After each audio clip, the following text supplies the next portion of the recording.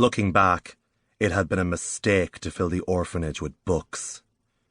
Director Ackerby tapped the rim of his teacup with a finger. The untidiness of it all, he thought. Far below in the yard, children dipped in and out of the shadow cast by his tower office, gossiping in scattered groups, voices raised in excited chatter. All talking about the visitors, of course.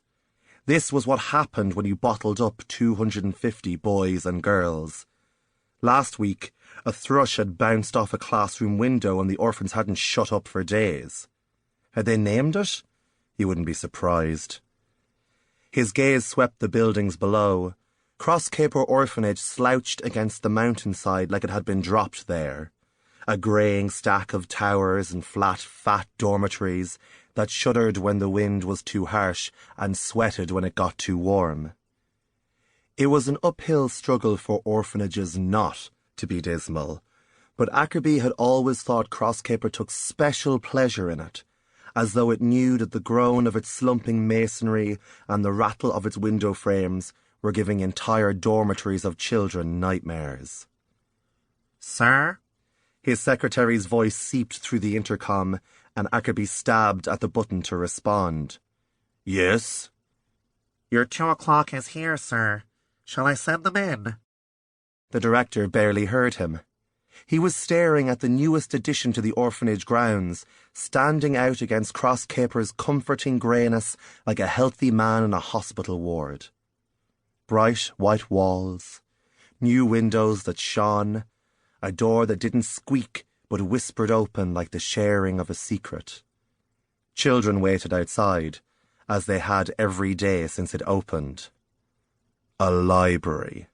As if the orphanage chaplain weren't filling their heads with nonsense enough. The intercom burped again. "Sir?" Ackerby sighed. He had flicked through some of the dog-eared books in the library, and it had been much as he'd feared. His own office was lined with beautiful leather-bound works. The word book painfully inadequate. They were compendiums. They were texts. They were tomes.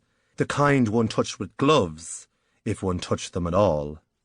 Some, he mused proudly, had never even been opened. The library books, on the other hand, had been read to pieces.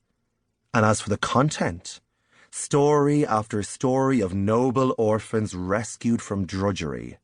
And now every time someone came to visit, hopeful children began packing their bags, ready for their new life as wizard, warrior, or prophesized king. Ackerby sniffed. Chosen ones. If they were wanted, they wouldn't be here. "Yes, send them in. And bring some tea." He thought for a moment. "Forget the tea." Director Ackerby did not believe in coddling visitors. There was an art to these things. Inspectors were made to wait 10 minutes. It didn't do to annoy them, but you also didn't want to make them feel too important. Solicitors were seen immediately. You never knew who might end up footing the bill. And potential parents had to wait half an hour as a sort of test of their commitment. In Ackerby's opinion, if you weren't prepared to drink bad coffee and flick through last year's Home and Housing magazine, then you clearly did not deserve a child. "Mr. Ackerby." There were shadows in his doorway.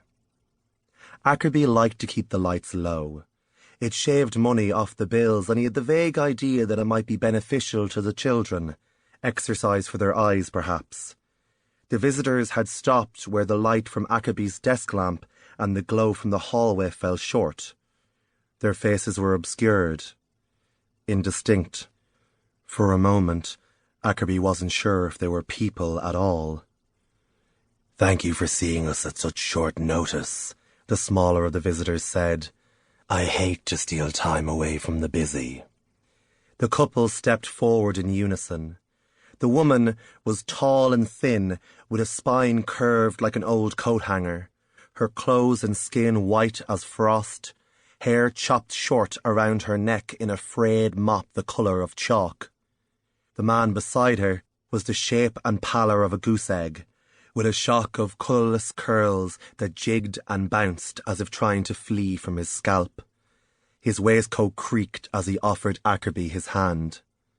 Normally, Ackerby would smile firmly, if a little coldly, and grasp the visitors' hands a smidge too hard as he asked their names. Ackerby was proud of his handshake. He had read books on the subject. A firm and painful squeeze. That was how you dominated a meeting. The man in the waistcoat took his hand. Of course, stealing time from the idle is no crime at all.